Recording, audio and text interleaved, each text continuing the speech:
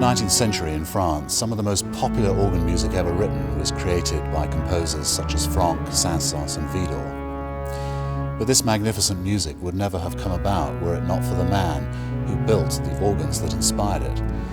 And he was Aristide Cavaillé-Coll, a revolutionary organ builder who built instruments that were quite different from anything that had been seen before, and this at a time when organ music was not popular.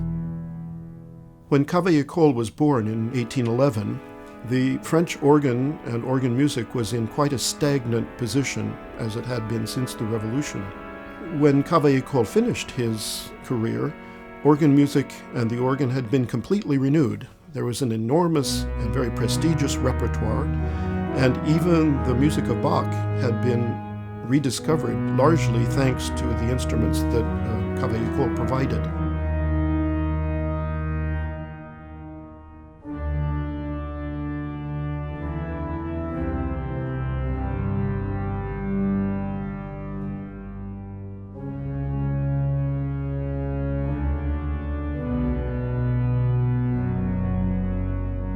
Cavaillé-Coll was an artist in the broadest sense of the word, both a true creator and a trendsetter, and also an ambitious industrialist.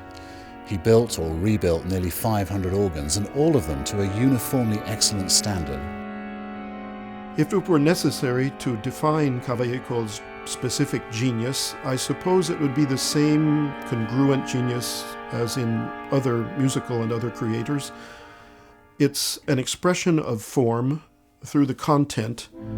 Transcendental is a word that comes to mind. I think that it is very difficult in that respect to analyze Cavaillé-Coll beyond the physical object of his organs, and yet there is something in the soul of his sound, the conception, the coherence of his instruments that is simply beauty.